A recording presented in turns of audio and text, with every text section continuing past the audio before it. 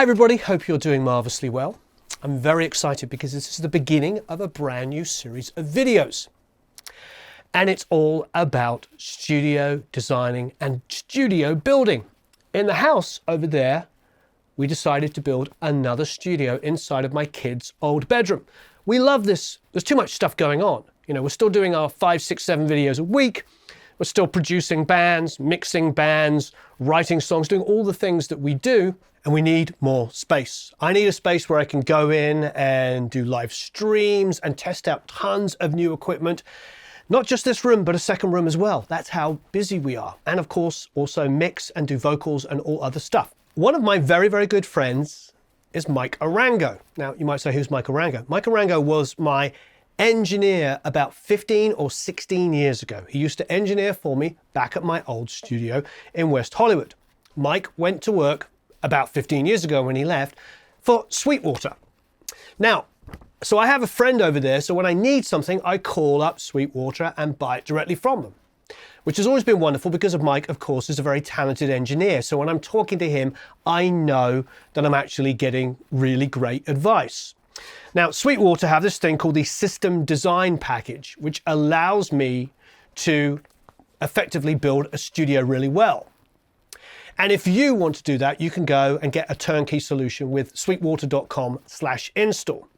So what I'm going to do first of all is I'm going to call Mike up and we are going to talk about all the different panels and everything available. Also, I brought in a guy called Gavin Haverstick, who works with Sweetwater, who's pretty darn amazing. So this is I don't know, I'm hoping that this series is a one-stop solution for you, where you know where you can buy panels. I have to buy them because I work 7 days a week. I don't have the time to build panels. But if you want to build them, we can help out with that as well. We'll give you some information on building panels as well. But the reality is like, this is a step-by-step guide on how to build a good or a great sounding room in a kid's bedroom in your house, which I know so many of you are now in that situation. Or maybe you just live in a one room apartment anyway and you want to build yourself a studio. Whatever it is, you're going to enjoy this. So without any further ado, let's talk to Mike Arango and figure out how we're going to get this going. Hey Mike, how are you? Hey Warren, I'm doing right. How about you? I'm good. So we are going to take, it's a small kid's bedroom and we're going to turn it into another studio basically. I want to have a control room in there that I can mix and master, but also, you know, in the corner, put a vocalist in there. So it's not a big room. It's not a big room, but I think it's a pretty typical, you know, kind of kid's bedroom. Got it. Do you have, are there some photos and some dimensions that you can send over to me? Yeah, absolutely. We will send them now. So Mike, you have the dimensions there? Yeah, looks like I have the email here. Let's take a look at these things. So what there's a few things to cover when we're looking at a room. I guess two big things. You know, one is going to be, of course, what the room sounds like inside, and we'll get to that with the dimensions and the treatment and everything. And then, of course, the other aspect of it is just how much noise is acceptable to get in and out of the room, basically. So, you know, we'll go anything from, you know, a professional studio or, you know, you and I have talked about my studio in the past, the room that I built. Some of my rooms are a room inside of a room. You use a couple layers of drywall. Green glue is a product that's out there. There's a lot that you can use to increase transmission loss, basically, is what we're trying to do to keep noise in and out of a room. It sounds like for your space, how much of a concern is that? I'm not as concerned about that, at least not from isolation from the rest of the house. But what I think the only thing to take into account is the windows, is to just make sure that there's not excessive amounts of sound coming out of the windows. So we're going to have to figure out some treatment for the windows and just something around the door itself. You know, it's going to take, it's probably be a little bit of a challenge, but we'll figure it out. I think there'll be multiple different solutions, and we'll go with the one that's the most feasible. I don't have the time to build all of these things from scratch. So as much as I can purchase, the better. Hence why we're here. All right. We'll take a look at it. So I got the email that you sent over. So one of the first things I'll take a look at for when I'm working on a room with somebody is the room mode. So I take this information and I'll plug it into a room mode calculator, and this is going to take the dimensions and it'll tell us what dimensions and therefore room modes are common between all the different measurements, the length and width and height of the room, and immediately identify big problem areas, basically, or problem frequencies in the room. There are a number of room mode calculators out there. I use one from Bob Gold over at bobgolds.com. Recommend checking that one out.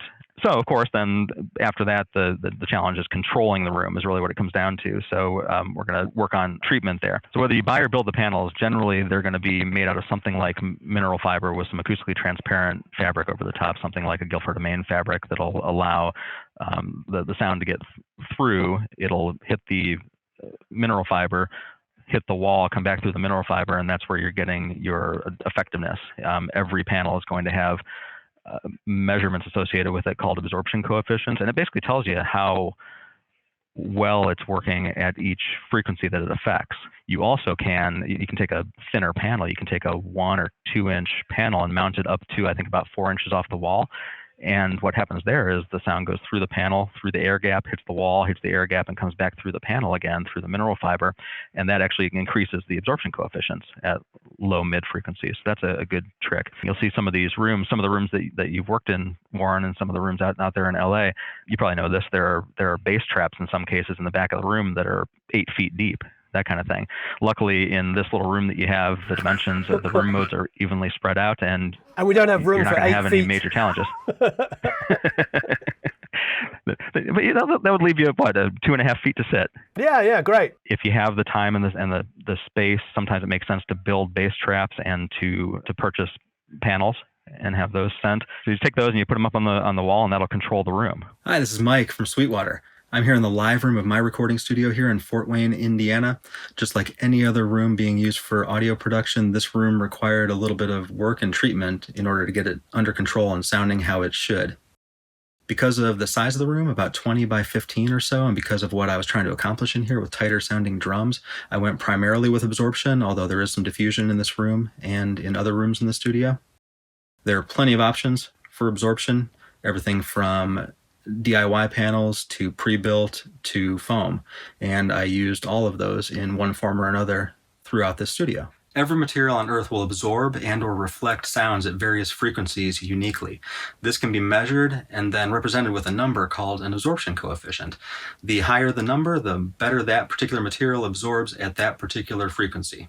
So our goal for absorption in a studio is to find the material that will absorb the most evenly across the entire spectrum that we're trying to treat, while also taking into account budget and space. Here with me I have examples of 3 different types of absorptive panels that I pulled from various rooms of my studio here. So you have the DIY panels. These hang in my live room here. You have foam wedge panels. Pulled one of these out of one of my ISO booths. And then you have the mineral fiber panels, these prefab panels. Pulled one of these from the piano corner in one of my other rooms. These all have their advantages. The wedge foam will be the most cost-effective, of course. It doesn't have quite as good of absorption coefficient at lower frequencies. It will do the job. It'll stop flutter echoes and unwanted reflections in the room. The prefab mineral fiber panels are great. They look wonderful. The beveled edges are really classy looking. There's no work required aside from hanging them, and they are really pretty easy to hang with impaling clips wherever you choose to do so. The DIY panels are outstanding as well. If you're handy, you can certainly build these. It's just a wooden frame with rock wool inside, and then a layer of 2mm plastic to keep the fibers in, and then some acoustically transparent fabric from Guilford of Maine over the top. And these things are outstanding as well. You can take any of these and cheat them off the wall a few inches, and that will increase the absorption coefficient at lower frequencies, so you get a little more performance out of the same panels. Of course, the thicker the panel is, you'll get similar results. So these 3-inch panels will absorb better at low frequencies than the 2-inch panel here. Same thing goes with bass traps. The deeper they are, the better they'll perform at lower frequencies. What we're going to do is try to control the first reflection points generally. And that's where, of course, sound it's going to come out of the speaker. It's going to come directly to your ear.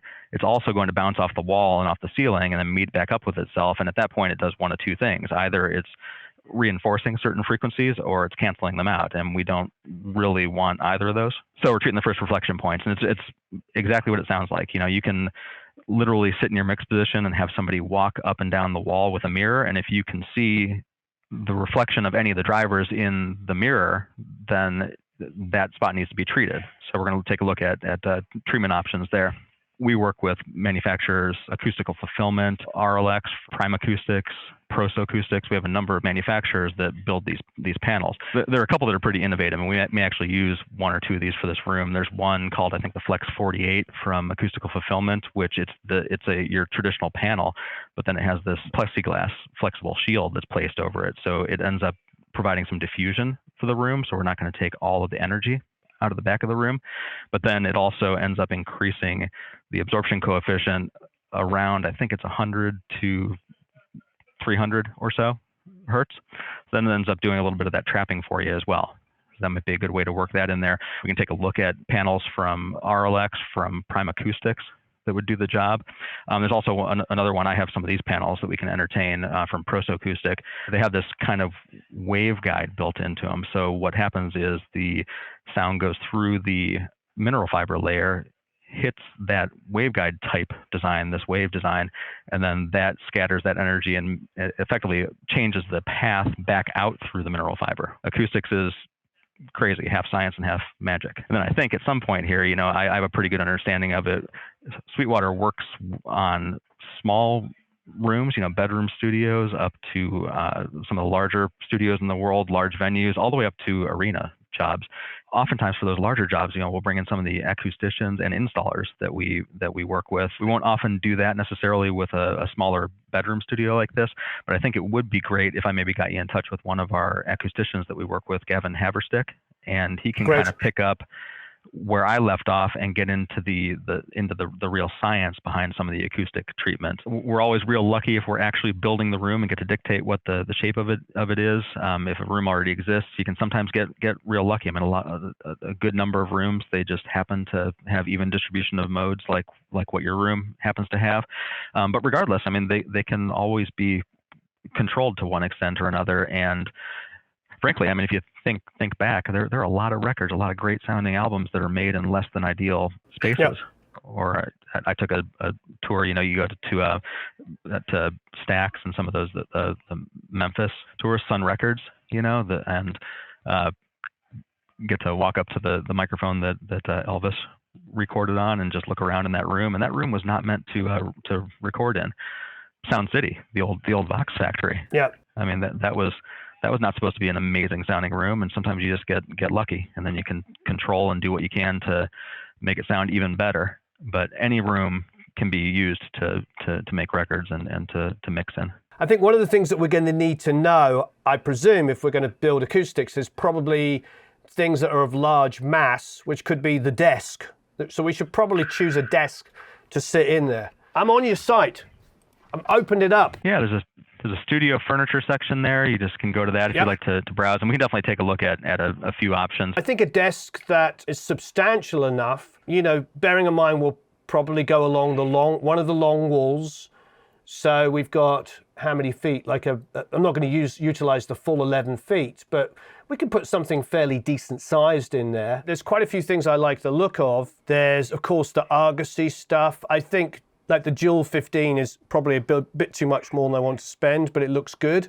The Halo is probably in the right price range, 2K or below. Yeah, Argosy stuff is outstanding. There are plenty of options to choose from. You have the more substantial, traditional modern studio desks, and then you also have some of these smaller ones, the Halo Ultimate Workstation, where they've gotten a little more compact.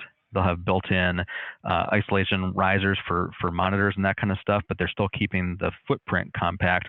Then you have options.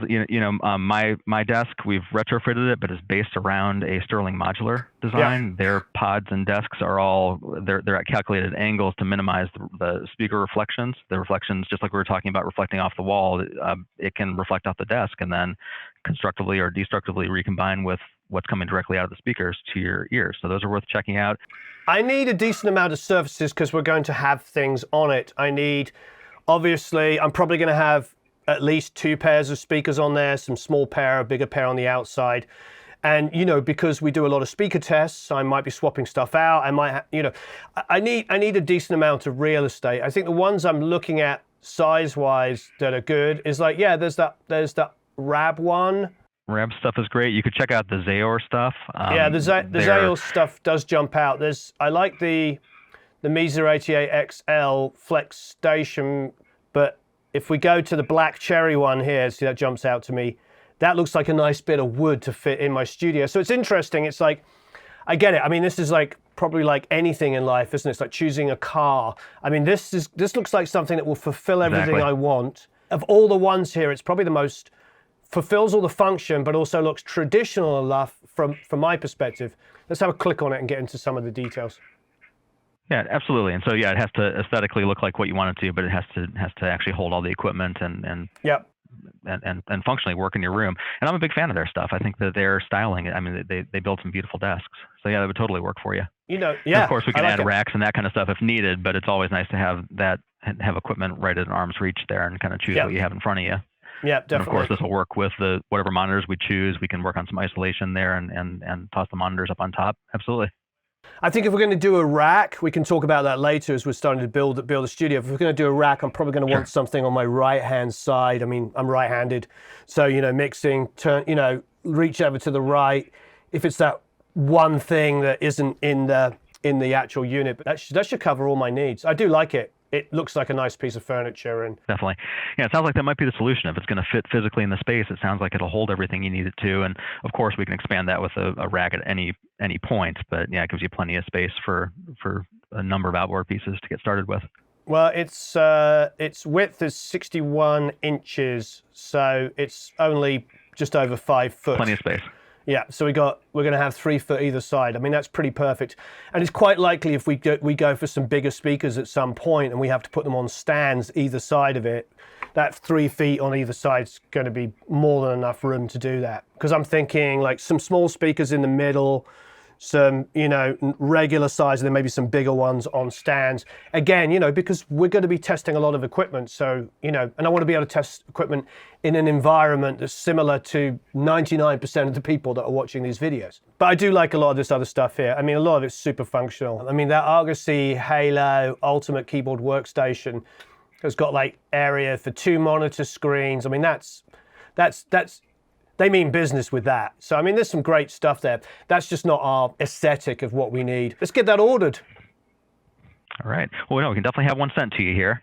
Excellent. Fantastic. All right. I really appreciate your time. We will talk very, very soon. Definitely. So I'll get the desk on its way, but great talking with you. Thanks ever so much.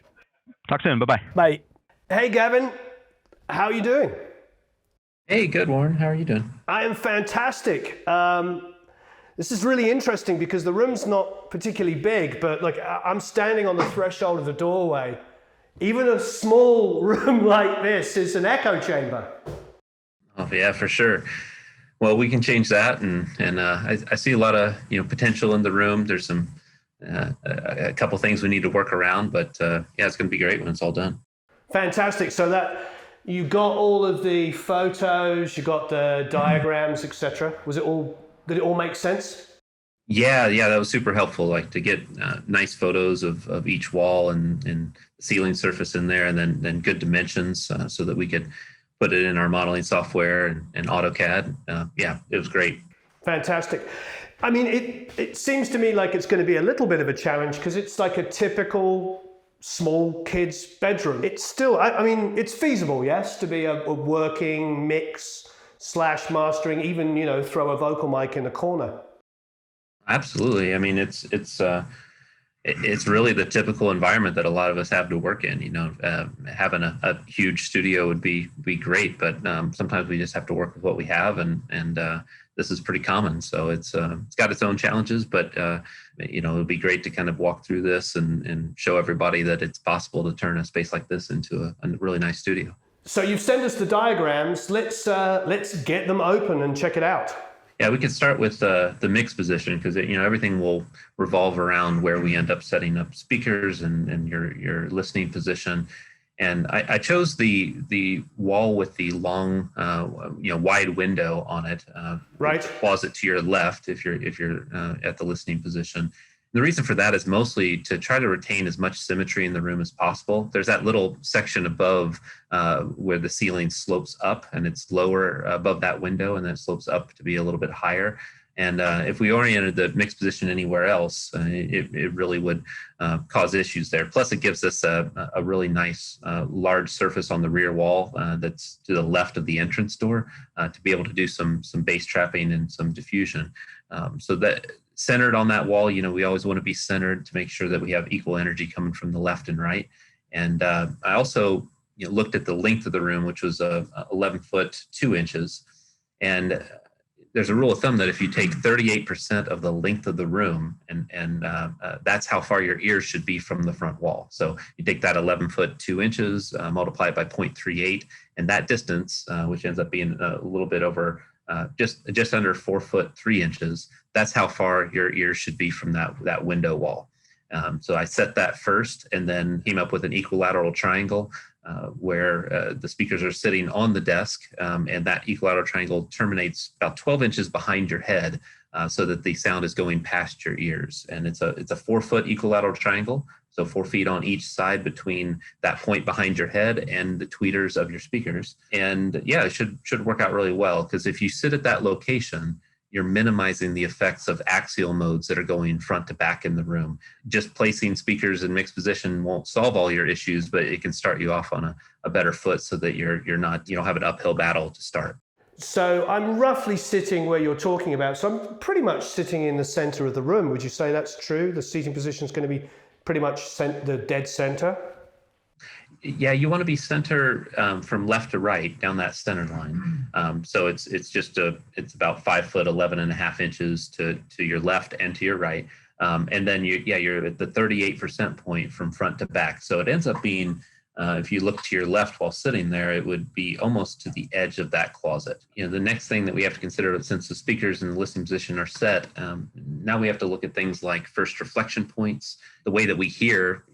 If a reflection comes back to our ears within about 60 milliseconds of the direct sound, we just sum that together. Like, there's no way for us to ignore a reflection that's within that time frame, just because our brains are going to sum it together and we think that that's what the speakers sound like. And so in a small room like this, that's every surface. It's the wall, ceiling, floor, all those reflections. Our brain just melds those together, and we think that's what the speakers sound like.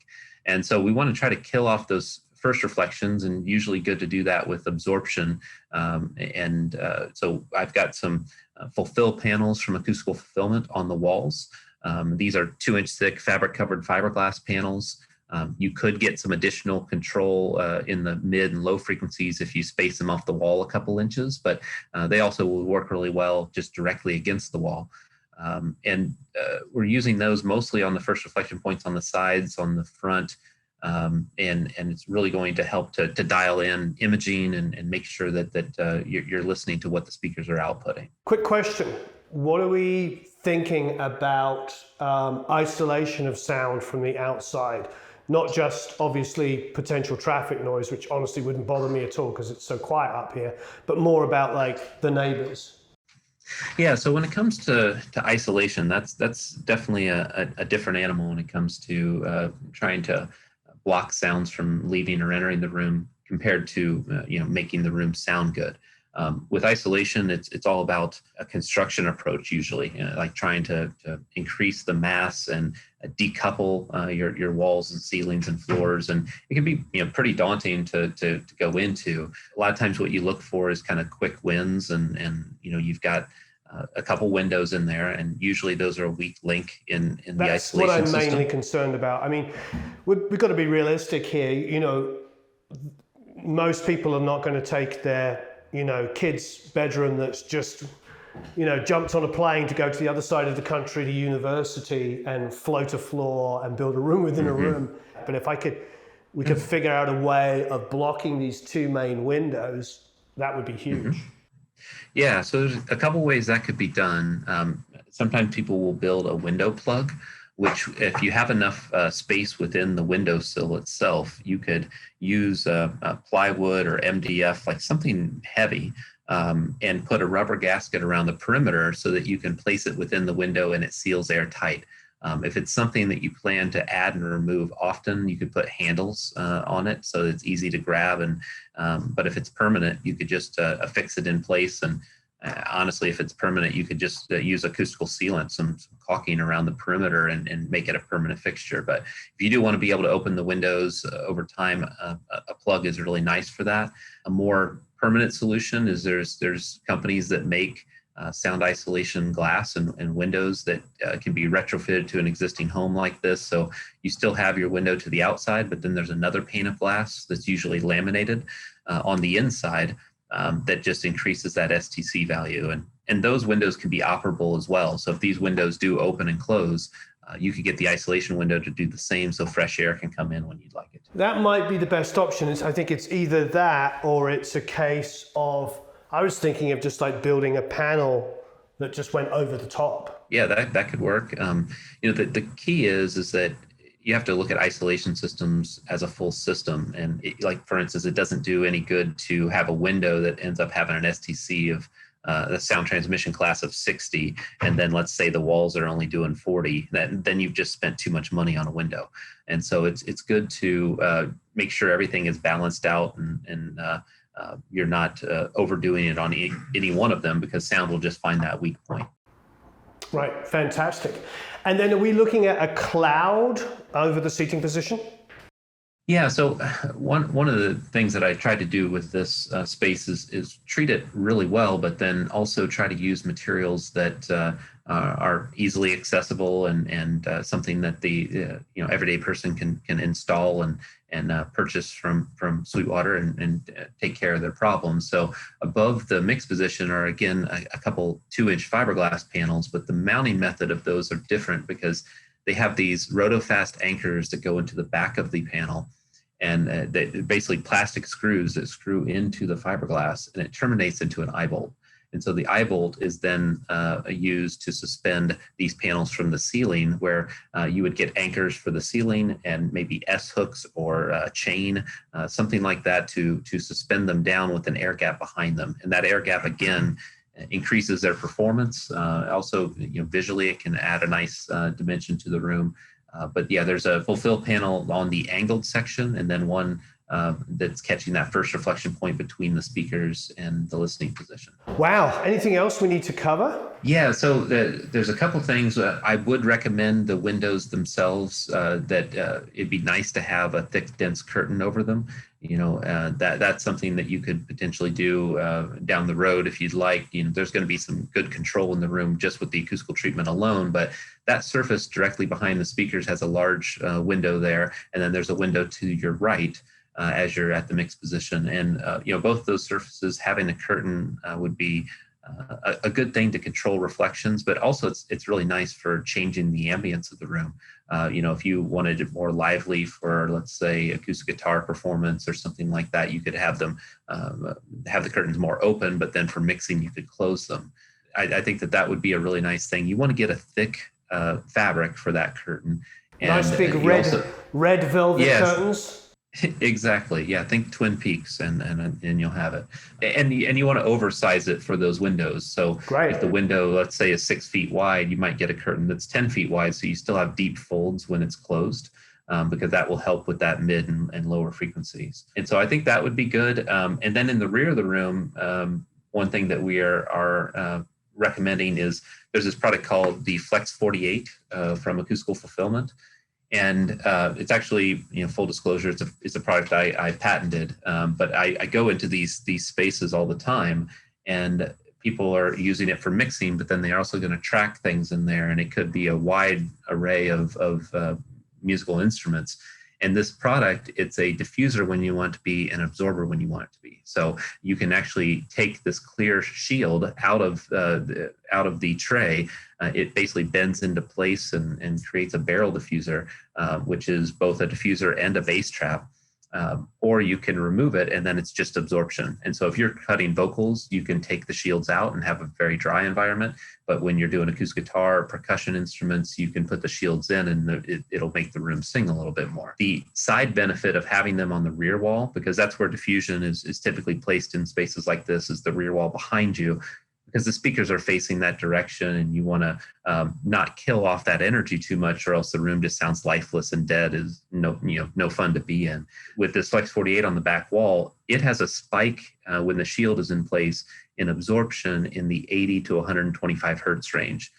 And just so happens to be that your front to back axial mode, so we're talking room modes here, is at 101 hertz. And so it's right in the sweet spot of where this product performs the best. And so by having that on the rear wall, when you're mixing, I'd put the shields in because it's going to give you low end control, but also scatter that sound for you on the back. Quick question, the closet that's to the left, are we still going to be able to use that?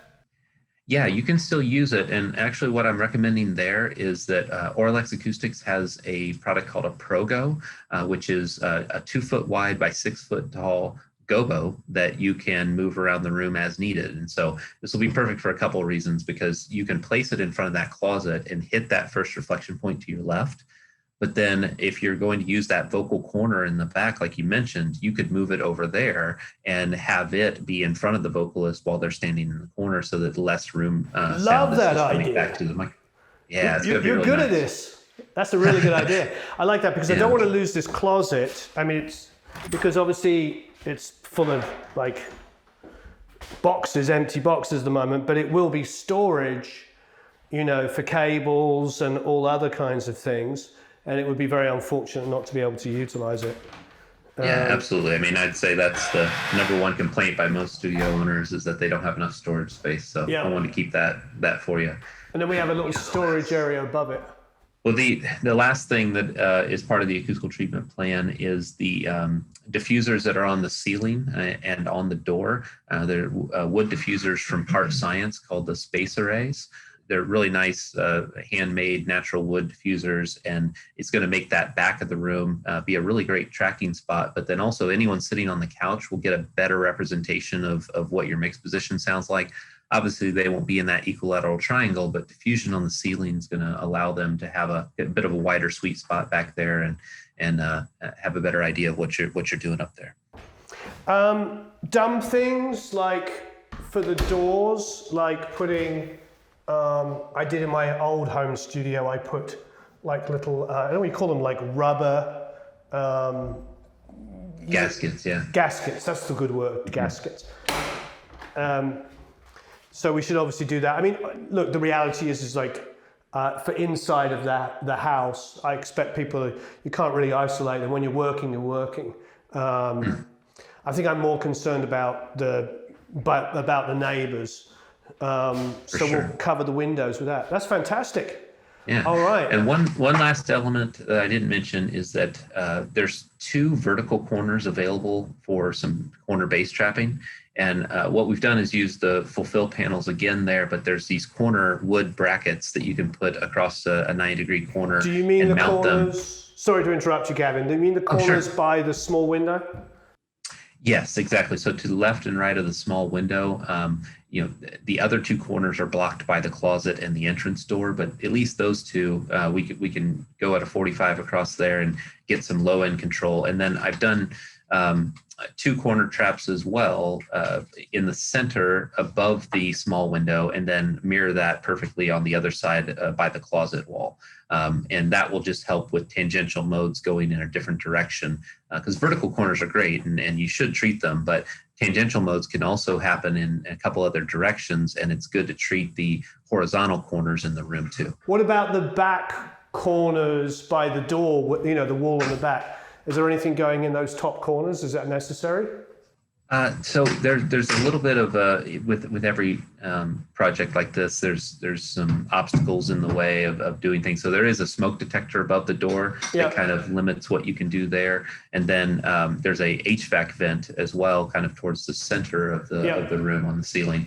And so we didn't end up doing them across the back. In an ideal world, it would be great to do it, but if that becomes a struggle, it could be something where you could build a custom bass trap.